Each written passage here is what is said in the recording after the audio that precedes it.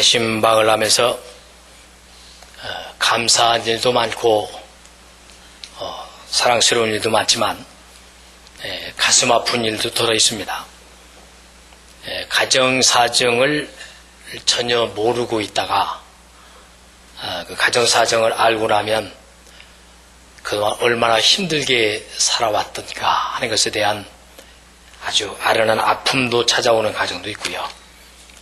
또 그런 속에서 그렇게 잘 훌륭하게 견뎌온 것에 대해서 감사하는 일도 참 많고요.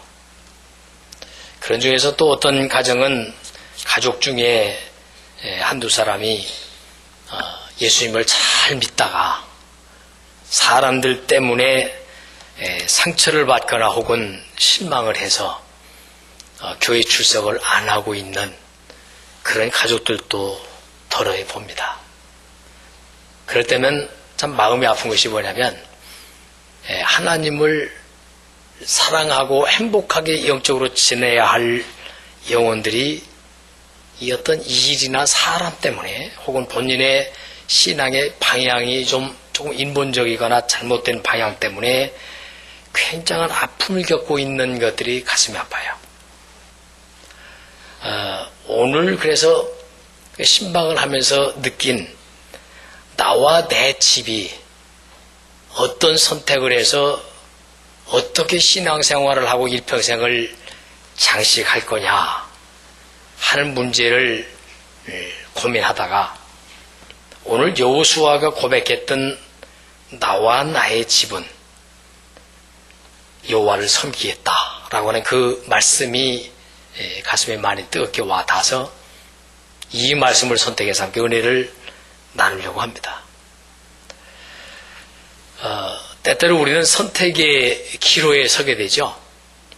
이걸 할 거냐 이걸 할 거냐고 하는 선택은요 거의 매일 있거나 매 순간 있습니다.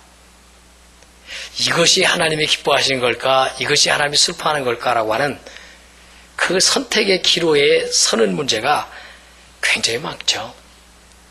심지어는 우리가 이렇게 대화하는 속에서도 또 우리가 생각하는 속에서도 또 우리가 누구를 만나는 속에서도 이게 하나님이 기뻐하는 걸까 슬퍼하는 걸까를 알게 되면 훨씬 선택이 아주 단순하고 명료해집니다. 그래서 그 선택의 결과가 우리 인생에게 아주 중요한 결과를 가져옵니다. 이 훌륭한 선택을 해가지고 역사의 중심 인물이 되는가 하면 선택을 잘못해가지고 역사의 낙오자가 되어지기도 한다는 그 굉장한 사실이 이 성경 말씀에 기록되어 있거든요. 덴마크의 아주 훌륭한 철학자 중에 여러분 잘 아시는 키에르케고르가 자기의 글에다가 이런 동화 같은 얘기를 썼습니다. 겨울에 세찬 바람을 피하기 위해서 남쪽 끝으로 떠나온 오리떼에 관한 얘기죠. 그 떠나기 전날 밤 그 오리떼들은 그 농장 마당에 기숙하면서 곡식들을 잔뜩 주워 배불리 먹게 된 다음에 우리 다음 날 아침에 우리 떠난다 그렇게 결심을 합니다. 그런데 그중 오리 한 마리가 이렇게 날씨도 아직 따뜻하고 곡식 알도 많은데 좀 더 먹고 떠나면 어떨까라고 하면서 다른 오리들이 다 떠나는데 혼자만 남았습니다. 다른 오리가 다 떠나고 혼자만 남아서 여전히 맛있는 곡식 나다를 먹었는데 그러는 동안에 오리는 하나의 습관처럼 그의 생각을 떠오르는 게 뭐냐면 그래 나는 내일 남쪽으로 날아가겠다. 내일 날아가겠다. 매일매일 주워 먹으면서 내일이면 떠나리. 그렇게 생각하면서 결단을 못 내립니다. 그런 동안 점점점 겨울바람이 세차게 불어오면서 더 이상 지체할 것이 죽음을 의미한다는 사실을 깨닫는 순간 이제는 날아가야지라고 하고 농장 마당을 가로질러 쫙 날아올리려고 하는데 너무 살이 쪄 있어서 못 나르고 주저앉았습니다. 이 키에르케고르가 이 글을 쓰면서 하는 내용이 어떤 일을 선택해야 할 때 선택하고 결단할 때 그것은 그 인생에 있어서 굉장한 능력이 나타나고 굉장한 결과를 가져올 수 있다. 그렇게 기록하고 있습니다. 오늘 본문 말씀은 언제나 하나님 앞에 훌륭한 선택을 했던 여호수아의 아주 진솔한 권고입니다. 여호수아라는 이름이 원래 여호와는 구원자시다, 그런 의미의 이름을 가지고 있습니다. 그래서 여호수아는 옛날부터 모세의 그 수종자로서 회막을 떠나지 않았던 사람이었고, 모세의 뒤를 이어서 백성들을 가나안 땅까지 인도한 그런 지도자였거든요. 그래서 모세가 바란 광야에서 가나안 땅을 탐지하려고 12지파에서 한 명씩 뽑아서 대표자를 골라서 가나안 땅을 탐지하고 오도록 그렇게 사명을 받죠.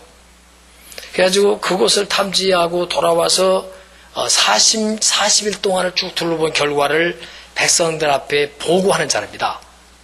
결정하는 자리가 아니라 보고하는 자리예요. 그런데 10명의 사람들이 보고를 하는데 그들은 이렇게 말합니다. 가나안 땅은 정복이 불가능하다. 우리는 너무 광야에서 지쳤고 우리는 약해서, 거기 서 있는 사람들 보니까 아주 장대하고 강해 보이는 사람들인데 우리로서는 그 땅을 지배하기 어렵다, 그런 보고를 하죠. 그러면서 그들은 하나님이 없는 판단, 하나님이 함께 하시지 않는 결정, 그리고 하나님께서 함께 하신다는 걸 믿지 못하는 절망과 포기하는 마음만 가지고 그것을 그들에게 보고함으로써 10명의 사람은 전 백성을 울부짖게 만들고 하나님과 모세와 아론을 원망하게 만들어 놓죠. 그게 민수기 13장에 있는 내용이에요. 그런데 여호수아와 갈렙은 그들하고 정반대의 보고를 하는데, 그들의 보고는 대단히 희망적이었고 긍정적이었고 하나님을 의지해서 믿는 눈으로 봤고 하나님을 아는 가슴으로 봤고, 그리고 하나님의 뜻을 보고 맡기면서 그 현장을 돌아다 봤습니다. 좀 더 구체적으로 말씀드릴까요? 그들은 이걸 봤어야 합니다. 하나님이 이스라엘 백성들을 이끌어서 애굽 땅에서 이 가나안 땅을 주셨던 약속대로 이들을 이끌어서 돌아오게 하리라 라고 했던 하나님의 약속의 말씀을 믿었다면, 이것이 아무리 우리하고 맞지 않는 상황이고 어려워도 하나님은 이 뜻을 이루실 것이다 라는 것을 믿었다면 그들은 그 하나님의 뜻을 선택해야만 했습니다. 그런데 이 10명의 사람들은 하나님이 역사하시는 것보다 우리 힘으로, 우리의 생각으로, 우리 판단으로 할 수 있는 것을 믿었습니다. 그러니까 하나님을 빼놓고 계산을 한 것이고, 이 여호수아와 갈렙은 하나님이 함께 하시는 것이 하나님의 뜻에다가 나를 그냥 맡겨드리는, 나를 포함시키는 선택입니다. 여기서 오늘 위대한 그 하나님의 뜻을 깨닫는 하루가 되어야 됩니다. 아모리 족속과 싸울 때도요, 적군이 아주 많고 해는 서산에 더 기울어졌는데 날이 어두워지면 아모리 족속을 소탕하지 못하게 돼서 이제는 오히려 어려움을 당하게 될 때 여호수아가 하나님 앞에 기도했습니다. 그랬더니 여호와 하나님이 그 태양을 멈추게 하면서 어둠이 더 오래가지, 빨리 오지 못하도록 그 날이 오래가도록 해서, 그래서 그것을 완전히 소탕하게 만드는 경험도 합니다. 그가 태양을 붙잡았던 것도 아니고 그가 자기의 욕망으로 해서 뭘 이루려고 한 것도 아니었고 하나님이 원하시는 일을 하는 일을 선택했다는 것이죠. 가나안 정복을 할 때도 선봉자가 되어져서 가나안 정복에 큰 공을 세운 사람이에요.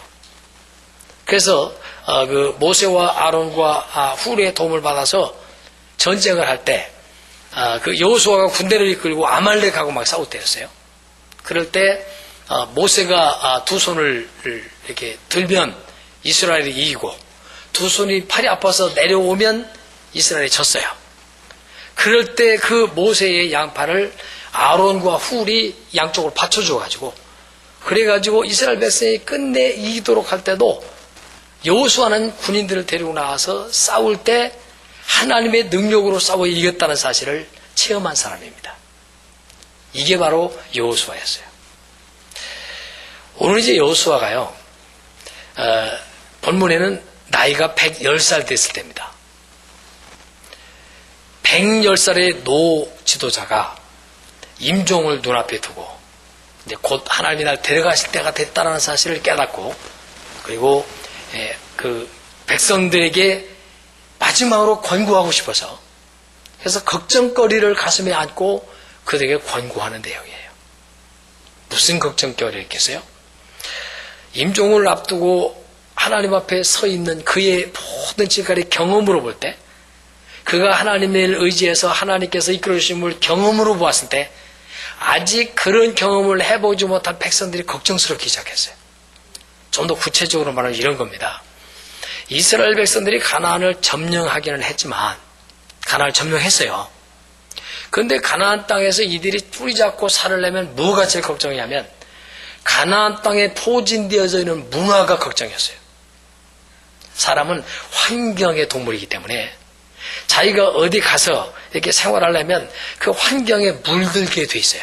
다시 말하면 물들다기보다는 오히려 환경에다가 자기 자신을 맞추게 돼 있어요. 왜냐하면 거기서 살아남기 위해서 환경에 맞추는 거예요.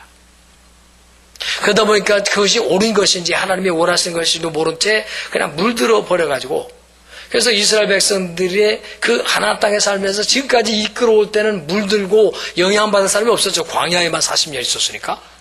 그런데 가나안에 딱 와보니까 자기들보다 몇백 년을 오래 지치고 살아가고 있는 사람들과 생활 풍습 속에 들어왔던 잔재들이 그들을 물들일 가능성이 있다는 것을 여호수아께서 본 거예요. 그래서 백성들을 모아놓고 오늘 24장에서 하나의 교훈을 주고 있는데요. 그건 뭐냐면 너희들이 무엇을 선택할런지 눈을 떠라, 그 말씀을 하고 계신 거예요.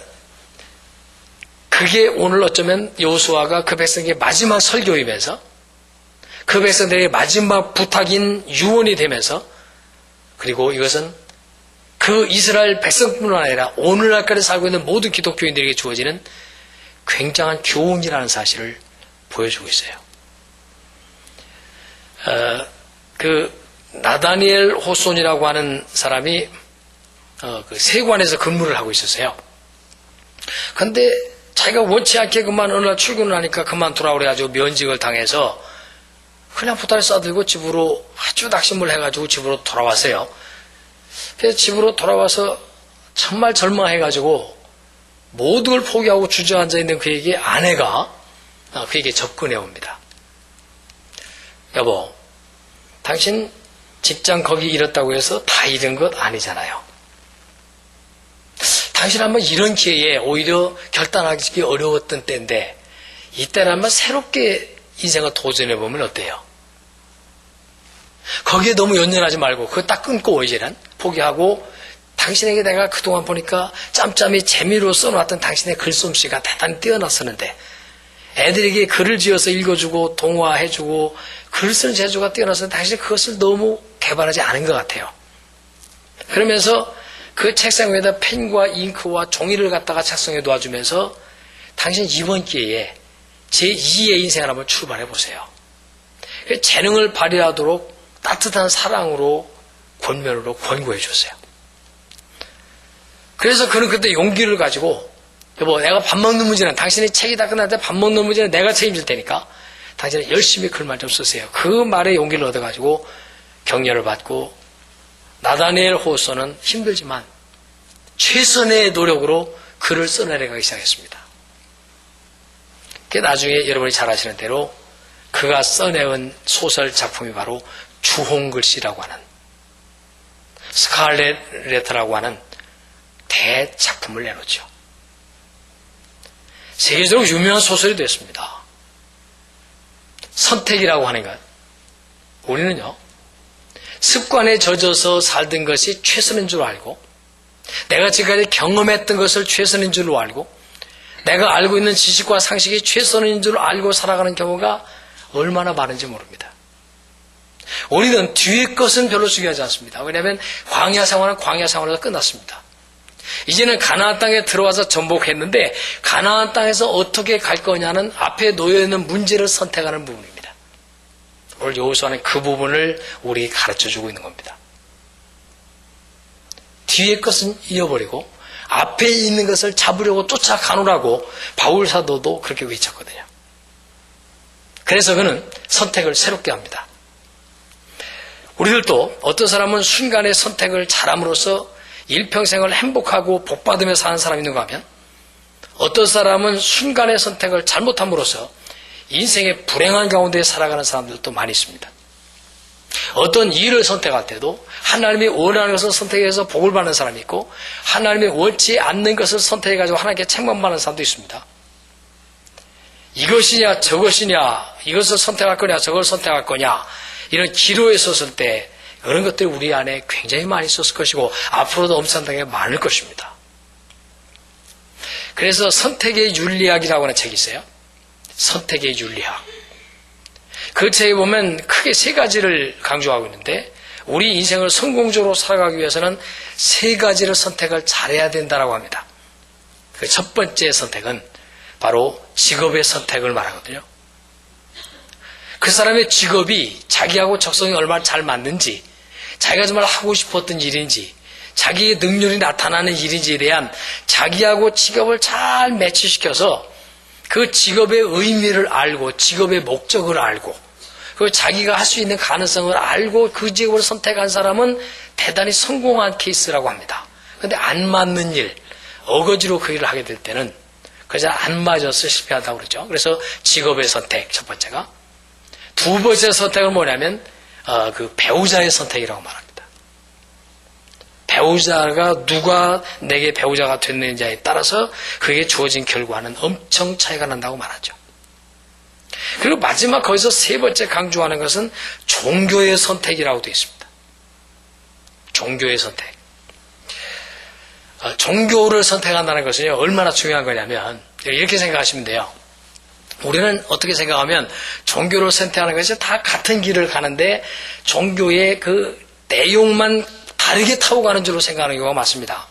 그런데 대단히 미안하지만 종교는 정착지가 다릅니다. 도착할 수 있는 목적지가 다릅니다. 종교마다. 절대로 같지 않습니다. 예를 들면 여기서 부산을 갈 텐데 부산을 KTX로 가느냐 버스로 가느냐 아니면 비행기로 가느냐 이렇게 선택돼서 가는 목적지가 같은데 다 가는 방법만 다르다 그런 내용이 아닙니다. 종교의 선택이란 뭐와 같으냐면 종교는 부산을 가기로만 해서 타면 부산으로 가는 경부선을 타야 되고요. 그리고 광주를 가기 위해서는 호남선을 타야 되는 겁니다. 이것은 목적지와 도착지가 전혀 다릅니다. 종교는. 그리고 또 더 중요한 것은 하나님을 믿는 우리 기독교 안에서도요. 그 선택의 종교에 대한 내용이 너무너무 다릅니다. 그럼 구체적으로 좀 이따 나올 거예요. 어떤 것이 하나님에 대한 선택이냐 하는 것이죠. 하나님이 인간을 만드실 때 굉장히 훌륭하게 만드셨어요. 그러니까 우리를 로봇처럼 만들어가지고 조정하는 대로 이렇게 지시해 놓은 대로 컴퓨터로 입력해 놓은 대로 이렇게 움직여지도록 인간을 만들지 않으시고 인간으로 하여금 충분한 자기 의지를 가지고 자기의 판단을 가지고 그때그때 자기 앞에 놓인 일을 선택하면서 가도록 인간을 아주 우수하게 만들어 놓으셨습니다. 그런데 우리 인간들이 이딴 생각하기를 하나님 저를 왜 이렇게 만들어 놓으셨어요? 하나님 왜 일이 이렇게 그르치게 됐어요? 라고 자기 자신의 잘못을 선택의 잘못과 결과를 하나님이 그렇게 주신 것이냐 생각하는 경우가 아주 허다하거든요. 근데 그게 아닙니다. 그래서 하나님은 우리에게 자유의지를 주심으로써 매 순간마다 우리가 어떻게 선택할 거냐라고 하는 하나님의 뜻과 하나님의 계획을 선택하도록 만들어 놓으셨습니다. 선택에는 책임과 의무가 수반됩니다. 내가 선택한 그 일에는 내 책임이라는 것을 완수해야 되고 내가 의무를 감당해야 되는 그것이 반드시 수반됩니다. 그래서 이것을 내가 선택했을 때는 이것이 선택 때문에 말미암아 따라오는 책임과 의무를 져야 합니다. 반드시 지게 되어 있습니다. 저것을 선택했다면 그것에서 오는 어떤 거기에 따른 책임과 의무를 반드시 감당해야 됩니다. 그게 선택하는 자의 그 책임입니다. 순간의 선택이 10년을 좌우하는 것이 아니고 순간의 선택이 일평생을 좌우하는 경우가 있고 영원까지 좌우하는 것이 종교의 선택입니다. 하나님 안에서 보십시오. 그래서 선택을 한다는 것은 종교의 선택은 뭐라고 말씀하고 있냐면 내 뿌리를 뽑아서 옮겨 심는다는 의미입니다. 선택은. 잘 들으셔야 됩니다. 나라고 하는 뿌리와 나라고 하는 땅에다가 내 영토에다가 자리매김을 하고서 요걸 선택할까 요걸 선택할까 땡겨내는 것이 종교의 선택이 아닙니다. 종교의 선택은 나 자신을 어디다 심을까를 선택하는 게 종교의 선택입니다. 이거 굉장한 문제입니다. 우리는 내가 언제나 중심이 돼가지고 내가 하고 싶은 일을 요걸 할까 저걸 할까 내가 하고 싶은 말을 요걸 할까 저걸 할까 선택하는 그런 건 줄 아는데 종교의 선택은 전혀 그거하고 다릅니다. 나를 선택되기에 옮겨놓는 것을 말합니다. 하나님에게 나를 옮겨 심는 것입니다. 사탄에게 뿌리를 내리고 죄악에 뿌리를 내되 내 과거의 경험에다가 내 주장에다 뿌리를 내리고 살던 나를 뽑아서 하나님에게 옮겨 심는 것입니다. 완전히 사람이 뽑히는 것입니다. 그걸 하나님을 종교를 믿음을 선택한다고 말하는 결단을 말하는 거예요. 그러니까 여호수아가 그 다른 사람들과 달랐던 점을 잘 보실까요? 여호수아는요 자기를 뽑아서 하나님이 부르실 때 자기를 하나님이 원하시는 곳에다가 맡겼습니다. 옮겨 심었습니다. 그렇기 때문에 그는 내 주장이 그렇게 중요하지 않습니다. 하나님이 자 가나안 땅을 정복하라 그러면 하나님의 뜻이고 나는 거기에 도구가 될 뿐입니다. 아말렉과 싸우라 그러면 나는 군인으로서 하나님 앞에 하나님의 이름으로 나가서 싸울 뿐이지 아말렉과 싸우는 게 옳으냐 나쁘냐의 판단이 본인에게 있는 것도 아니고 자기의 의지와 자기가 좋아서 하고 나빠서 안 하고 하는 판단도 아닙니다. 하나님에게 뽑혀 들어가서 그분에게 심어져서 그분이 하라는 대로 할 뿐이라고 하는 것으로 모든 결정권과 과정과 내용을 그분에게 옮겨 심었다는 것을 말합니다. 그렇기 때문에 그는 자 광야 생활을 할 때도 하나님의 뜻을 따라서 광야를 거쳐왔고 그리고 가나안 땅에 정복해서도 하나님이 하라는 대로 할 수 있었습니다. 가나안 땅을 탐지하라고 할 때도 하나님께서 여기를 탐지하라고 하셨구나. 하나님이 이것을 주장하게 하셨구나. 앞으로 광야도 통과했는데 이것도 멋지게 하나님 나라를 이루겠구나 하는 것을 하나님을 믿었던 선택이지 내가 할 수 있다 안 할 수 있다라고 결정한 게 아닙니다. 이게 다른 10명의 정탐꾼하고 다른 점입니다. 다른 10명은 자기에게 기준을 두고 내 힘으로 할 수 있을까? 내가 이것을 어떻게 해낼까? 하나님과 관계없이 내게 뿌리를 내리고 내가 결단했다는 것이죠. 전혀 다른 차원입니다. 그들은 뿌리를 하나님께 옮겨 심지 않았고 여호수아와 갈렙은 그 뿌리를 인생의 뿌리를 옮겨서 여호와께 심었더니 여호와의 열차가 가는 곳에 따라 자기도 함께 가면서 이 일을 했을 뿐입니다. 오늘 이 부분을 잘 아셔야 됩니다. 종교의 본질이라는 게 특히 기독교의 신앙의 본질이라는 게 뭐냐면 하나님께서는 말씀하십니다. 너를 내가 가지고 싶다는 거예요. 내가 너를 가꾸고 싶다는 거예요. 내가 너를 다듬어서 쓰고 싶다는 거예요. 그걸 부르심이라고 불러요. 그걸 소명이라고 부르고 콜링이라고 말하는데 그 콜링은 뭐냐면 내가 너를 그냥 내가 하고 있는 속에서 내가 사는 방법 중에서 내게 조금만 좀 협조해줘라. 그런 것이 콜링이 아닙니다. 콜링은 내가 너를 뽑았다. 성경에도 그런 부분이 있습니다. 내가 너를 뽑았느니라. 내가 너를 뽑아냈느니라. 그렇게 말씀하고 있죠. 너를 어디서 뽑아? 죄악에서 뽑고 너라고 하는 자아 중에서 뽑고 사탄의 방법에 살던 것에서 뽑아서 내게로 뽑아 옮겼느니라. 그게 선택이고 부르심이란 말이에요. 그러니까 전혀 차원이 다르죠. 그래서 이 여호수아는 마지막 이스라엘 백성들을 모아놓고 마지막 유언을 하면서 이렇게 말하죠. 오직 나하고 내 집은 나의 가정은 여호와만 섬기겠다. 이게 여호수아의 신앙 본인의 고백이에요. 그게 오늘 15절 끝부분에 나와 있죠. 그러면서 이스라엘 백성들에게 그대들도 그렇게 됐으면 좋겠다. 그대들의 힘으로 한다고 했지만 해본 게 있냐? 너희의 힘으로 노력하면 될 것 같았지만 너희 힘으로 된 것일까지 있냐? 아니다. 나에게 옮겨 심으면 내가 너를 사용하고 너희는 내 능력을 힘입어 내 자신이 혼자 하는 것보다 굉장한 능력이 나타날 것이다. 라고 말씀하시는 게 오늘 본문의 유언이고 본론인 거예요. 그래서 그는 이렇게 생각했어요. 지금까지 이들이 살아온 모습을 봤을 때 광야에서 살아온 모습을 봤을 때 이 가나안 땅에 들어와서 제일 걱정스러운 게 전혀 다른 세계에 접했을 때 자기의 왜소함 때문에 젖어 들어갈 가능성이 많은 걸 봤던 거예요. 여러분 경험 다 하셨죠? 자, 어렸을 때요. 초등학교를 가면은 내가 지금까지 경험해보지 못했던 세계가 새로운 세계가 있어도 거기에 적응하느라고 정신이 없지 거기 가서 내 역량을 발휘한 사람은 그리 많지 않아요. 초등학교에서 중학교 가도 그렇고 고등학교, 대학을 가도 그렇고요. 군대를 가도 그렇고 제대하고 또 졸업하고서 회사 직장을 가도 그렇습니다. 그 적응하기에 바쁘지 자기 자신을 올바르게 세워가지고 그것을 주도해 나갈 수 있는 사람은 그리 많지 않습니다. 그것은 전혀 다른 세계에 접할 때 자기가 왜소해지기 때문에 그렇습니다.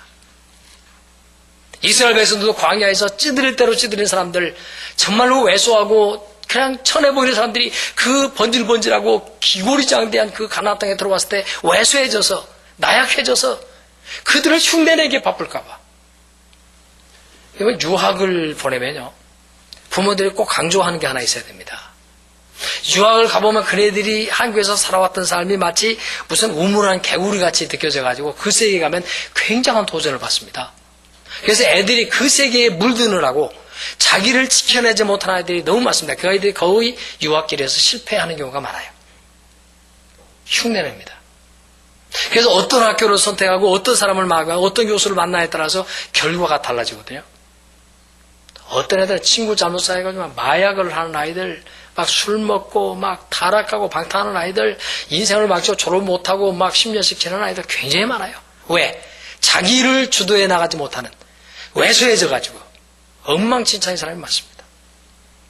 오늘 하나님께서 여호수아를 통해서 이스라엘 백성들이 강조하는 게 뭐냐면 너희들 가나안 땅에 들어왔으니까 너희는 하나님의 자녀답게 너희는 뽑혀진 자들이니까 하나님에게 포함된 자들이니까 너희는 이 가나안 땅을 점령하고 지배하고 문화를 바꾸고 변화시켜야 될 사람들이지 그들을 따라서 다른 신을 섬기면 안 된다. 하나님을 그들에게 심고 이 땅을 하나님의 나라를 만들기 위해서 뽑힘받은 사람인데 너희들이 다른 우상을 받아들여가지고 너희들이 망하면 안 된다. 그게 오늘 본문이에요. 거기 앞에 쭉 보시면 우상이라는 얘기가 굉장히 많이 나오는 게 그래서 여호와께서 너희들을 이끌어낸 건 애굽에서 섬기던 신들을 제하여 버리고 여호와만 섬겨라. 또 이 가나안 땅에 들어와서도 그들이 섬기는 신을 따르지 말고 여호와만 섬겨라. 전부 그거예요. 다니엘이 그랬잖아요. 포로로 잡혀갔을 때 그 나라의 문화가 얼마나 주지 육림 속에 거창하고 대단했던지 자기가 살았던 삶이 너무 초라해 보였지만 그는 자기의 과거와 자기의 경력을 중요하지 않았습니다. 뭘 봤느냐? 위대하신 하나님을 본 겁니다. 내 과거도 지배하셨던 하나님, 지금도 이끌으신 하나님, 앞으로도 이끌어가실 하나님, 그리고 이곳도 이 바빌론도 지배하실 하나님, 그 하나님을 봤기 때문에 그는 너무너무 당당하게 그 문화를 거스리고 살 수 있었습니다. 그러니까 막 굉장한 고기를 먹고 특별한 대우를 받고 막 그러고 하여금 엘리트 교육을 받으면서 그렇게 신전에 제사드렸던 제물을 먹도록 그렇게 했을 때 그는 단호하게 이렇게 말하죠. 나는 포도주와 그리고 진미를 먹지 않겠습니다. 그리고 야채만 먹겠습니다라고 그 위대하신 하나님에게 자기를 맡기는 그런 출발을 하죠. 이게 선택입니다. 그러면 죽을 수도 있습니다. 그런데 그는 말합니다. 죽을지라도 하나님 안에서 죽는다는 거예요. 망할지라도 하나님 안에서 망한다는 거예요. 하나님이 책임져 주셨듯이 앞으로도 책임질 것이고 죽는다고 해도 하나님 앞에 자랑스러운 죽음을 죽겠다는 거예요. 얼마나 멋져요. 그걸 종교의 선택이라고 그러는 거예요. 그걸 헌신이라고 부르고요. 우리가 신앙생활이 왜 나약해지냐면 왜 인간적인 수단방법으로 살아가냐면 자기를 근거로 해서 선택하기 때문에 그래요. 요게 내 입맛에 맞을까? 요게 내 마음에 맞을까? 요게 내 뜻하고 일치할까? 요게 내 마음에 드냐 안 드냐? 그것으로 자기 중심으로 모든 결단을 하고 선택하고 처세하거든요. 하나님과 아무 관계없이. 그리고 자기가 하나님의 자리에 있거든요. 그게 나중에 큰 아픔을 가져오는 경우를 많이 봅니다. 어떤 경우에도 이게 하나님이 원하신다고 한다면 거기서 하나님 앞에 무릎 꿇어야 됩니다. 하나님 앞에 회개할 문제 있으면 회개해야 됩니다. 그리고 하나님 앞에 겸손해야 되면 겸손해야 됩니다. 하나님 앞에 책만 받으면 무릎 꿇어야 됩니다. 그리고 하나님께서 내게 이런 계획을 세워놓았다면 그 계획을 따라 나 자신을 드리면 됩니다. 그것이 하나님의 사람들의 선택입니다. 그걸 종교의 선택이라고 하는 거예요. 그래서 그 선택의 과정은 너무너무 힘들지만 거기는 반드시 복이 임합니다. 한 사람만 소개할까요? 라스베이거스에서 아주 명성을 떨치고 그리고 어느 곳에 가든지 아주 사람들에게 박수가 치고 환호를 받던 두 사람이 있었습니다. 1, 2위의 인기 순위를 다투던 사람들이었는데 하나는 엘비스 프레슬리. 여러분 잘 알죠? 엘비스 프레슬리는 뭐 다들 입으로 흥얼거리고 다니면 전 세계에 그의 노래를 모르는 사람이 없을 정도였죠. 그리고 또 하나의 그 가수가 있었는데 패트릭 분이라고 하는 사람입니다. 팻분이라고도 불러요. 그런데 이 팻분이 어느 날 라스베이거스에서 두 사람이 만났어요. 근데 그날이 이 주일날이었는데 엘비스한테 팻분이 말합니다. 엘비스님 어디 가시는가? 나 지금 도박장에 갑니다. 도박하러. 당신 어디 가시오? 나는 오늘 주일이기 때문에 교회당에 예배드리러 갑니다. 함께 가지 않겠소? 그 말을 들은 엘비스는 피식 비웃으면서 당신이나 천국 가시오 라고 하면서 자기가 인기순위 1위니까 아주 오만하게 도박장으로 갔고요. 팻분은 교회로 향했습니다. 그들이 걸어간 그 길은 그들이 선택한 방향과 목적입니다. 세계적으로 명성을 얻던 엘비스 프레슬리는 마약 중독자가 돼서 죽었죠. 약물 중독으로 사경을 헤매고 있을 때 그의 주치의가 그를 살리기 위해서 살려내는 약물을 주입했죠. 중독을 좀 해소시키려고. 송장처럼 빳빳하게 뻗어있는 그에게 약물을 주사한 후에 막 주무르고 충격을 줬는데 겨우 손가락 움직이고 눈꺼풀만 겨우 움직이고 그걸 움직이게 하는데 2시간을 걸렸습니다. 그러나 그가 죽을 채비를 하자 의사는 그에게 연거푸 3대의 주사를 놨지만 깨어나지를 못하고 그냥 죽었습니다. 사인은 약물 중독이었습니다. 비참한 최후를 가져온 엘비스 프레슬리죠. 그런데 팻분은 이 패트릭 분이라고 하는 이분은 어떤 사람이냐면 미국뿐만 아니라 전 세계에 알려진 유명한 분이죠. 크리스천 가수죠.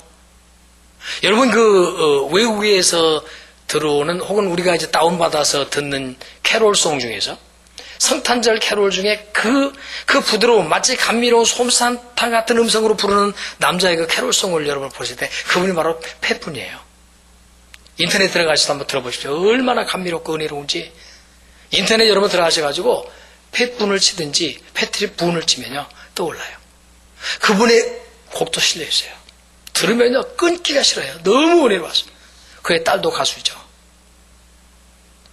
그런데 팻분이 어떻게 이렇게 신앙인이 돼서 하나님 앞에 은혜를 끼치는 훌륭한 사람이 됐느냐 하면 그럼 팻분은 교회는 다녔으나 하나님을 못 만났던 사람이 아니 다시 말하면 뿌리를 세상에서 못 뽑고 자기에게 뿌리를 내고 하나님을 그냥 쳐다보고 하나님을 바라고 도움을 바라던 그런 가짜 기독교인이었단 말이에요. 다시 말하면 그냥 종교인이었단 말이에요. 참 신앙이 아니고. 그런데 그가 얼마나 노래를 잘 부르는데 힐튼 호텔의 사장이 그를 너무너무 좋아했어요. 그래가지고 그를 초청해서 이렇게 공연을 호텔에서 할 때면 하여튼 그 힐튼 호텔의 그 사장이 자기가 자던 방을 내주라고 했고 전용 그 조리사를 붙여줘가지고 식사를 대접하도록 해서 그렇게 융숭한 대접을 했어요. 얼마나 최고의 대접을 했겠습니까? 그런데 그래서 하루는 그 힐튼 그 사장이 자던 그 방에서 잠을 자고 그 요리사가 주는 음식을 먹으면서 가만히 누워 침대에 생각하다가 무슨 생각이냐면 가만히 있자. 힐튼 씨가 자던 방에서 내가 잔다. 그분이 대우해주던 그 전용 요리사에게서 내가 음식을 먹는다. 여기서 노래하고 나는 최고의 대접을 받는다. 그런데 벽을 딱 보니까 힐튼 사장의 사진이 딱 걸려있는 거예요. 그런데 사진을 가만히 쳐다봤어요. 가만히 보니까 지금까지 한 번도 말만 들었고 대우받았고 이런 좋은 관계가 아니고 얼굴을 직접 본 일이 한 번도 없단 말이죠. 그러면 이게 무슨 관계가 나오나? 그러다가 무슨 생각을 접어들었냐면 가만히 내가 신앙생활을 하는데 예수님의 은혜를 입었다. 그리고 예수님의 보호를 받는다. 예수님에게 대우를 받는다. 그런데 나는 예수님을 정말로 한 번도 못 만났다. 순간에 온몸에 전율이 쫙 오는 거예요. 예수님을 못 만났다. 나는 종교인이었지 예수의 사람이 아니었다는 생각에 막 큰 도전을 받습니다. 그때 그 마음속에 성령의 감동이 꽉 강하게 오면서 깊은 영적 각성이 되고 그때 하나님을 체험합니다. 껍데기 종교인이 아니라 하나님의 일부분이, 하나님의 한 영이, 하나님의 권능이 그의 영혼을 사로잡는 체험을 합니다. 그때부터 그의 노래의 색깔이 달라집니다. 지금까지는 인간의 목소리로, 인간의 잔꾀로 그렇게 불렀던 노래를, 기교로 불렀던 것을 이제 뜨거운 성령으로 부르기 시작합니다. 여러분 부탁합니다. 100분의 그 캐롤송이나 그 노래를 꼭 한번 인터넷에 들어보시기 바랍니다. 정말 감동적입니다. 누구나 가는 길이라고 해서 그 길 옳은 것은 아닙니다. 많은 사람이 간다고 해서 그 길 옳은 길도 아닙니다. 혼자 걷는 고독한 길이라도 그 길이 진리의 길이고 하나님에게 내가 심겨진 사람이라면 실패를 했어도 괜찮습니다. 무능해도 괜찮습니다. 좀 부끄러워도 괜찮습니다. 못 배워도 괜찮고 재산이 적어도 괜찮고 좀 못생겼어도 괜찮습니다. 그리고 여러분의 삶의 영혼에 죄가 많이 있어도 괜찮습니다. 뿌리만 뽑혀서 주님에게 옮겨 실어져 있다고 한다면 그것들은 언젠가 다 사라져버릴 것입니다. 점점 좋아질 것입니다. 그리고 깨끗해질 것입니다. 걱정하지 마세요. 주님에게 옮겨 실으십시오. 그러나 아무리 깨끗하고 아무리 훌륭하고 똑똑하고 굉장하게 가지고 있어도 그 뿌리가 예수님에게 하나님에게 심어지지 않고 자기에게 심어져 있다면 하나님과 아무 관계가 없습니다. 오늘 이 부분이 본문에서 말씀하고 있는 결단입니다. 국가적 선택도 마찬가지예요. 세계를 둘러다보면 일제부터 하나님을 섬기고 하나님의 신앙을 선택했던 나라들은 하나님의 종교 앞에 나라를 뿌리를 뽑은 나라들은 인생이 달라졌습니다. 노르웨이 같은 나라는요. 본래 바이킹이라는 해적단에 의해서 나라가 통치됐었죠. 바이킹들이 그 나라를 통치했습니다.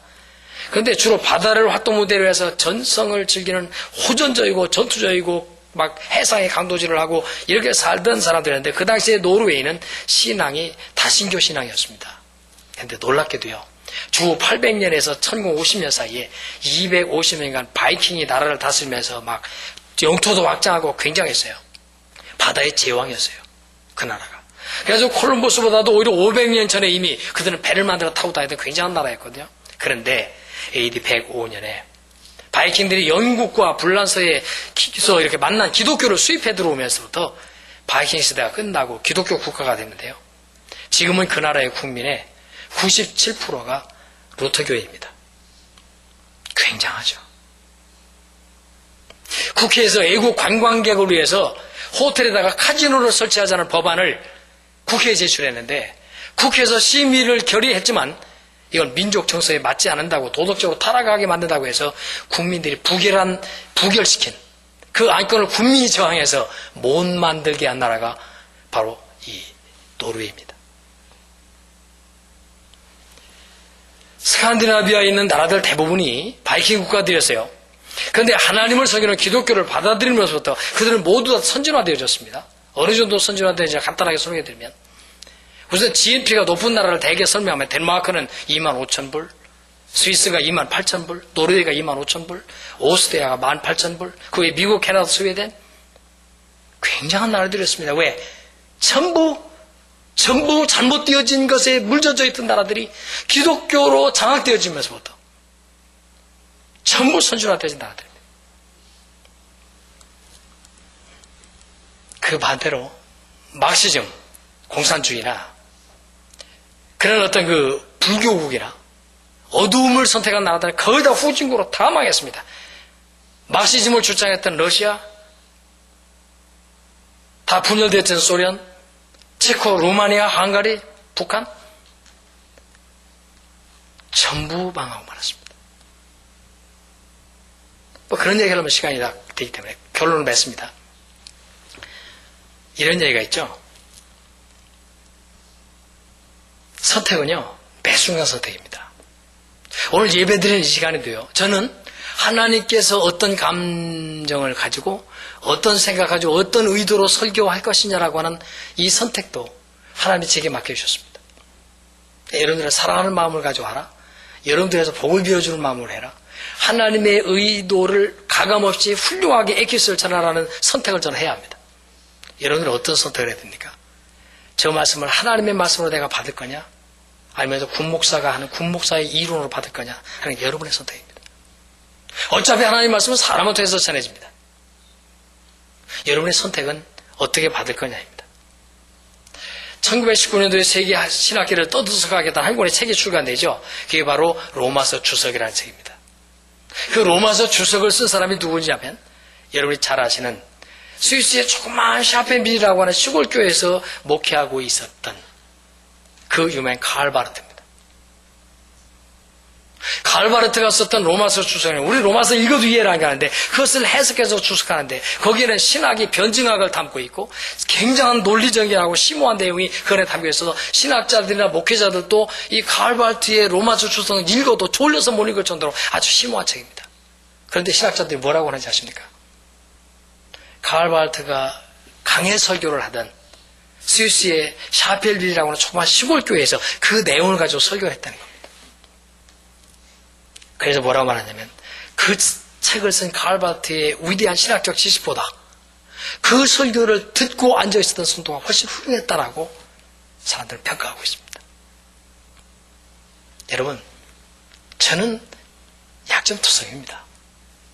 저는 하나님 앞에 쓰임받을 만한 존재가 아닙니다. 여러분이 저보다 훨씬 훌륭한 분들이 많습니다. 근데 제 것을 전하려고 쓴 것이 아닙니다. 못난 나를 자랑하려고 쓴 것도 아무것도 없습니다. 하나님의 도구가 돼서 하나님의 진리를 세상에서 자신으로부터 뽑혀서 하나님에게로 심어지는 선택을 함으로써 인생이 출발된 여호수아의 오늘 강력한 메시지를 하나님이 주시고자 하는 걸 내 입을 통해서 여러분들에게 전달할 뿐입니다. 내 지식을 통해서 내가 가지고 있는 어떤 감성과 모든 걸 동원해서 하나님이 그걸 여러분들에게 나눠주기를 원하고 계십니다. 선택은 여러분에게 달려있습니다. 어떤 것을 선택할 것이니 여러분 스스로에게 앞으로 책임이 따를 것이고 의무가 따를 것이고 결과가 오게 될 것입니다. 우리들의 선택은 그런 것입니다. 결론이 이렇게 내려지죠. 하나님, 제가 지금까지 내 삶에다가 뿌리를 두고 지금도 살고 있습니다. 내 판단을 바르게 하고 내 생각대로 하고 내 느낌대로 하고 내 주장대로 하고 나라는 것이 하나님 자리에 앉았습니다라는 걸 빨리 깨닫는 순간에 그걸 뽑을 수 있습니다. 자신을 뽑을 수 있습니다. 그리고 하나님에게 심습니다. 이제 하나님의 열차에 태워졌습니다. 하나님이 가고자 하는 방향으로 갈 뿐 열차 안에서의 활동만 내게 주어진 범위입니다. 오직 나와 내 집은 여호와를 섬기겠다고 하는 여호수아의 이 신앙 고백은 이것을 의미합니다. 출발하십시오. 이미 출발하신 분들은 더 잘 가십시오. 그리고 지금도 하나님 앞에 결단하면서 매 순간을 자랑스럽게 엮어가는 분들은 자랑스럽게 엮어가십시오. 아니 또 자기에게 뿌리를 내리고 모든 걸 자기가 하나님에 대해서 그 자리에 앉아있다고 조금이라도 생각되거나 아픔이 있는 분들이 있다면 오늘 뽑도록 한번 해보십시오. 그러면 하나님의 손에 잡히게 됩니다. 그러면 모든 것을 하나님이 아시고 나도 하나님의 뜻을 알게 되고 하나님에 의해서만 모든 일이 진행될 수 있습니다. 하나님의 축복이 저와 여러분들에게 여호수아에게 임했던 축복처럼 하나님에 의해서 이루어지시기를 예수 그리스도 이름으로 간절히 축원합니다. 기도하겠습니다. 하나님이 쓰였던 훌륭한 여호수아 그를 우리가 보게 해주시니 감사합니다. 여호수아 그를 우리로 하여금 신앙의 깊은 눈으로 발견하게 해주심을 감사합니다. 그의 생애를 주관하신 하나님의 손길을 보게 해주시니 감사합니다. 오늘 드려지는